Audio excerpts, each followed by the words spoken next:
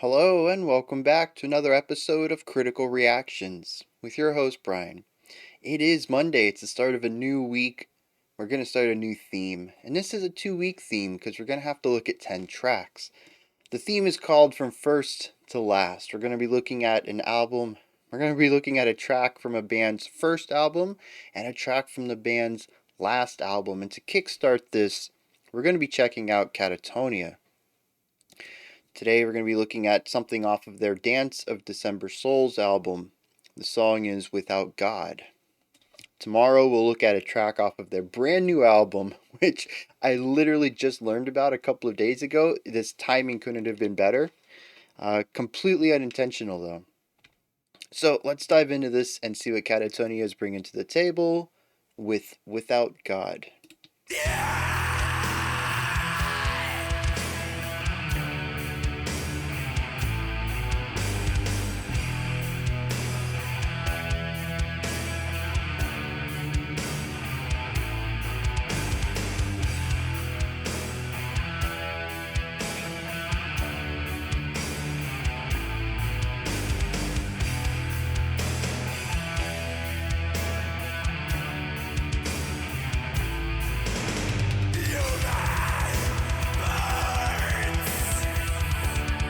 Very dreary, moody, theatric, tons of reverb on the vocals.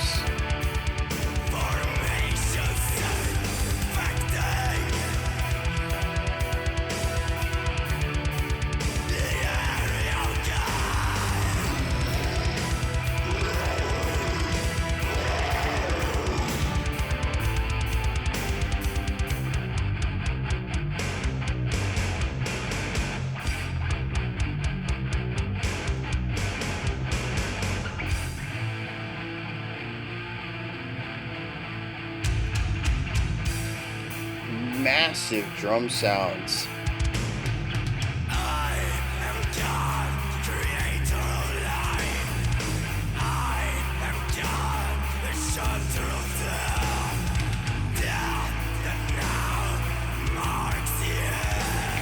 I love the contrasting ideas here.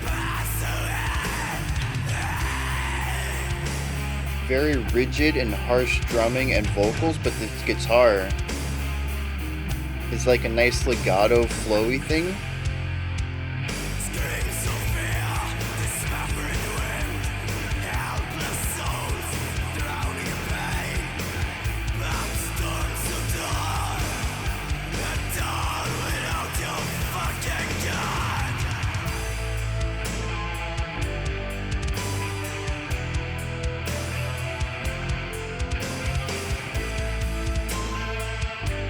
Again, this division between the harsher elements and the beautiful ones.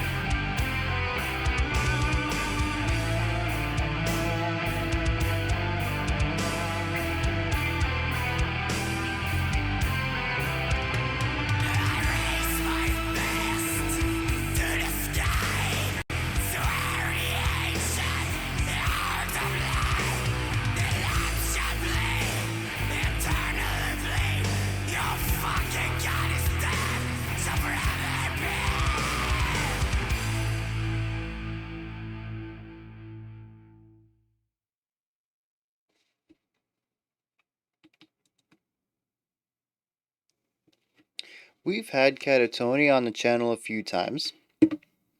In fact, I think the first time we had them was during Doom Week, and we ended up getting one of their later tracks when they kind of drifted away from Doom. And I guess this is their first album. This would have been something closer to their Doom roots. Um,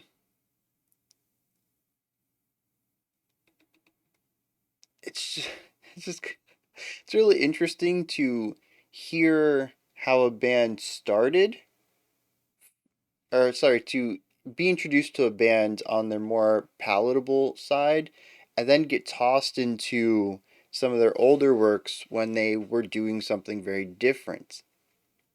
It's always it's always jarring, right? There's I think it's one thing to see the evolution of a band. And there's going to be jarring moments too when a band drastically changes their style for a new album, and maybe you don't like it, maybe fans in general don't like it, and there's always that backlash of the band selling out and stuff like that. But uh there's always going to be a little bit of a jarring period when you have an idea of a band and it changes. But for me, I think watching a band evolve in real time, especially if you're keeping up with them year after year, I think that's very different from having an idea of who a band is and then realizing they were different before. It almost feels like being lied to. Like you meet somebody and they seem like this really swell person, and then you find out that they're like this serial murderer or something, and like nothing of how you understood them pairs with that. And that's kind of what's happening here. Like, I'm used to more of their, it's still melancholic, but their proggier side of stuff. Um, and then get something very straightforward, simple. I don't want to use the word simple because, like, the last time I did something similar to that, people got mad with the verbiage. Simpler than what I'm used to. Can we go with that? Is that fine? I'm not trying to put them down. It's a band's. It's the first time they put music together, and they were probably pretty young. I think it's okay to call it simpler. I don't know how old these people were at the time, but I'm making a generalization there. Um, it's so vastly different from what I've come to expect from them, which is more informed with their modern styles. So this was interesting. Reminds me of that time I told y'all that I found out about, what was that band? Bring Me the Horizon from Sempiternal. And like as soon as I said that, there were like a million requests to check out their first album or their second album or something like that. And I listened to it and I was just like, what is this? It was, I mean, this was way early in my metal journey. So this was just like pure noise to me. And I was just like, I don't, how did they go from that to Sempiternal? Um, and it's wild. So let's get into the music though. That's sort of like more of a subjective take. Let's have an objective take. Just kind of approach this in a vacuum and talk about what it's doing. I think the structure is what I'm most interested in. I found it difficult to figure out the pattern of what we were doing. It seemed wholly linear for a very long time. And then we reached a point where something clicked. I was like, oh, I remember this from a long time ago. And I think we followed back in that same pattern. So I think it was like A, B, C, D, A, B, C, D, something like that. It's basically a very long series of unique concepts. And then we went back to the beginning of that and ran it through again. So a very cool concept structurally. It's not super unique, but it is very different from a verse chorus structure. And I can always appreciate that. Um, So that was one of the first unique things that popped out to me. The other thing is there something that I'm pretty sure I've talked about in other Katatonia reactions is their division, the schism between their more palatable melodic side and their moodier, more abrasive side. And I think this song is a really strong. It's not consistently like this, but there are certainly some sections in here that craft a very strong showcase of this division, where we get these chunky, gnarly guitar chord progressions or riffs with those growls, those harsh vocals, and the just really heavy drum work as well. And then there's a piano line in here or another guitar line, and it is very flowy and legato style, and it's looking at really beautiful chord progressions and crafting this elegance over the grit. And it's interesting that even as far as they've evolved, as they've taken their musical style, that this core component was here from the beginning. Like this is something I think about. You say Katatonia, and I'm thinking about this beautiful gnarliness, and it was here, our first album. Well, first big album, I suppose. Because they had 3 demos before this. Wow, they were busy. One demo in '91, 2 demos in '92, and then this full length album in '93.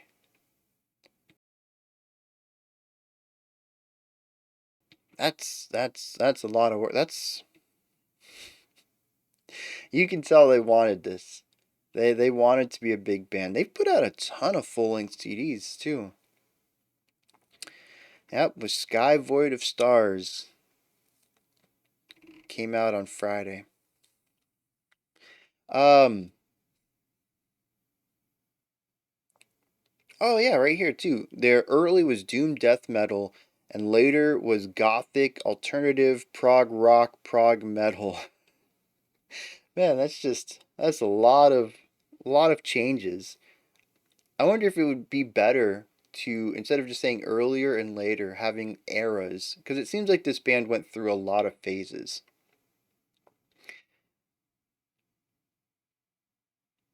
Anyways, back to this little analysis, doodad. Um, One thing I want to point out is the vocals. Not my cup of tea. It's akin to a growl, but it's a bit higher pitched than I would expect a growl to be. I don't think that is the problem. I think it's the muddiness in the echo.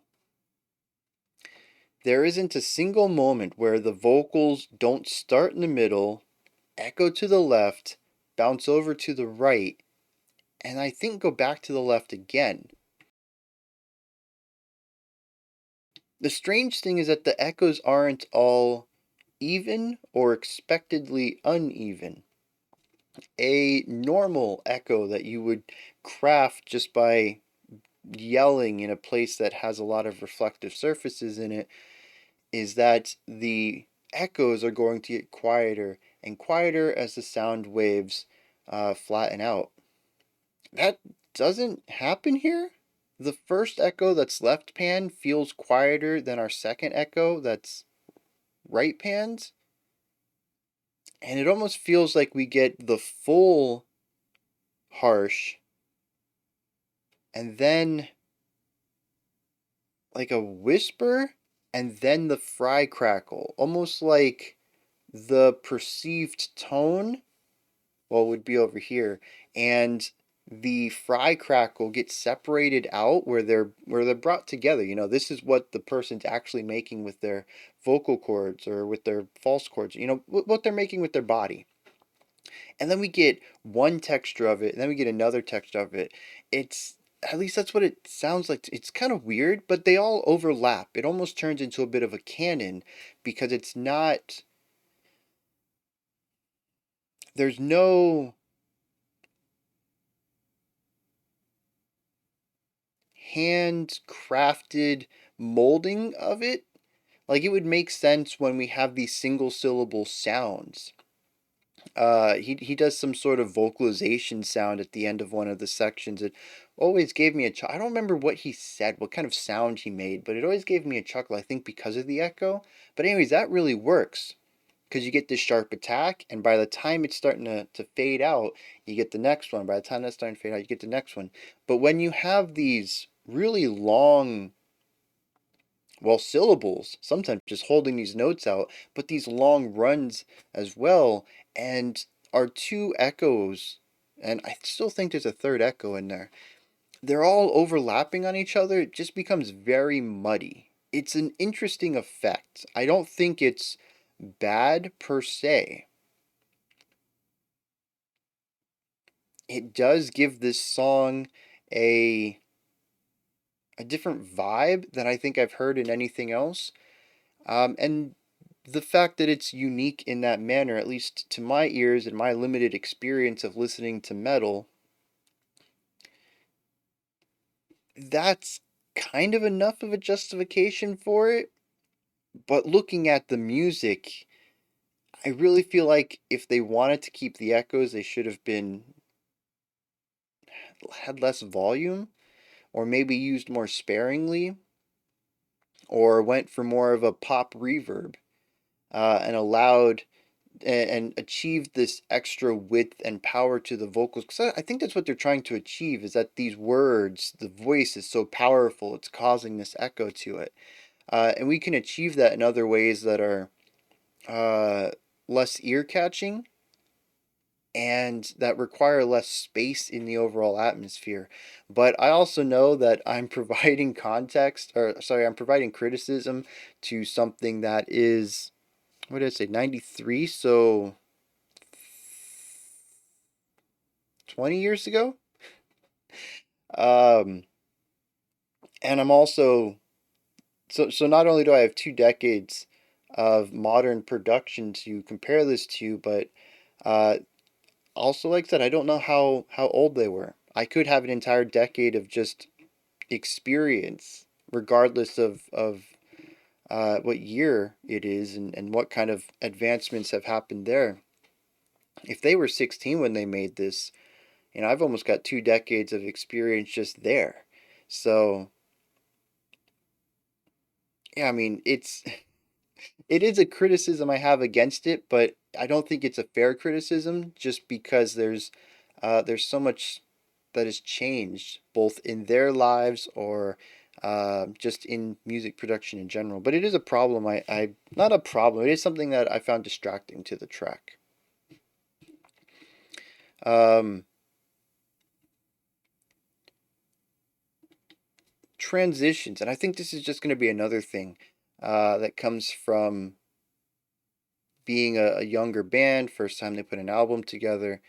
It's the ideas I think individually are solid. I don't feel how they fit together. And I mean that in both how they fit together, like individually, how one idea runs into the next, but how they fit together into the larger idea. There just seems to be a consistent theme of melancholy and weight to the music, but it never really seems to go anywhere or tell anything about it. It just says, hey, look, this kind of is moody, right? That's cool.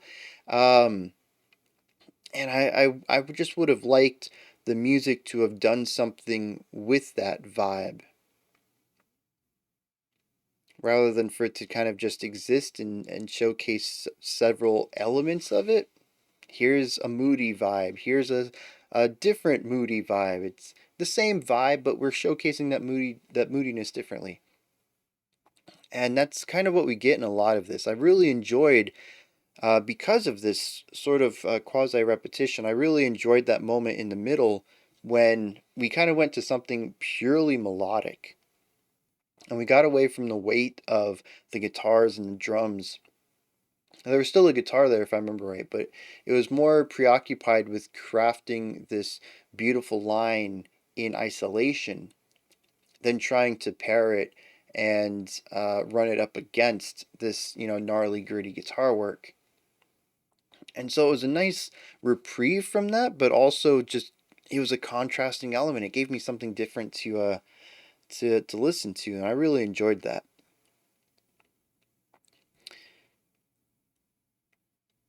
I think that's going to wrap that up. I know there's not a lot to talk about, but I don't know that I have anything else to say.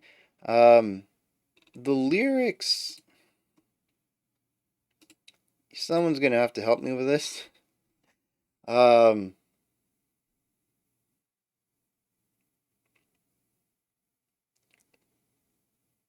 oh, so this is interesting.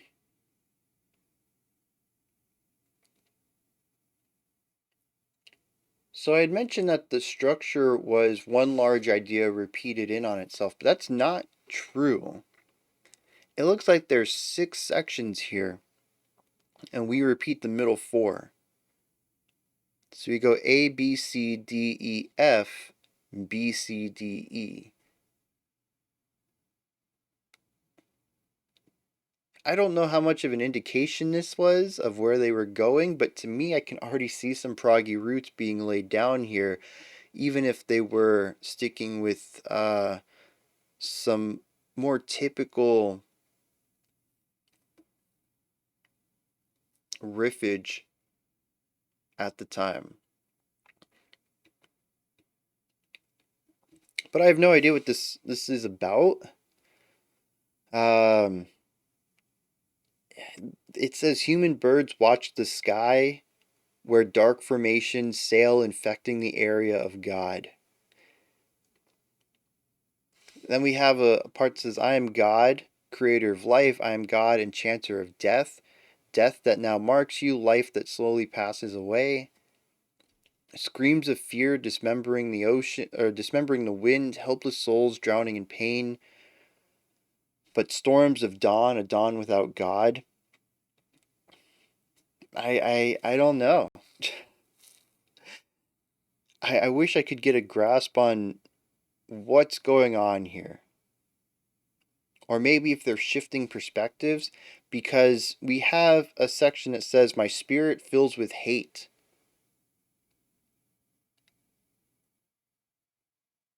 And it says, I raise my fist to the sky. Wait a second. The spirit is free, Satan laughs. Swear the ancient oath of black, the lamb shall bleed, eternal bleed. God is dead and shall forever be. Okay, so I originally had an issue figuring out perspective, but I guess that this character is God. Not a God, not the God, just capital G God, creator of life and enchanter of death. And they have been slain by something?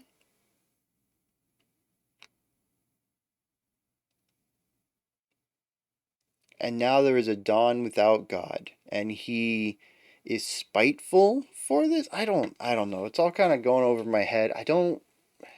There seems to be a lot of aggression and anger and malice to the lyrics that I didn't pick up in the music too much. Like I said, the music was sort of theatric and melancholic, and I guess that theatric element that's creating this moodiness kind of leans into this. The vocals are kind of a bit over dramatic in the way that they're delivered. Assuming that this character is a deity of some sort, the echoing of the voice really works for this. Like I said, I think there could have been another way to properly portray this, but the feeling of his voice being so large and booming, it echoes through the song and covers it up. It works. It portrays that image. I don't know what's going on in the lyrics though. Those are my thoughts on Katatonia's Without God. Um, Interesting track. It's nice to see where they came from, but I think I've enjoyed their other stuff more, and I am looking forward to tomorrow when we'll check out one of their tracks off of their new album. I think I'm going to enjoy that one a little bit more. Let me know what you thought of this track, though. If you enjoyed it, anything that stood out to you, anything you'd like to correct me on, or add on to what I stated, put those thoughts down in the comment section. Above the comment section, you can find a description box, and in there is a link for Linktree, which takes you to this menu right here. Has everything related to the channel. You can find multiple ways to support the channel, a link to my music, a link to the Discord server, and so much more.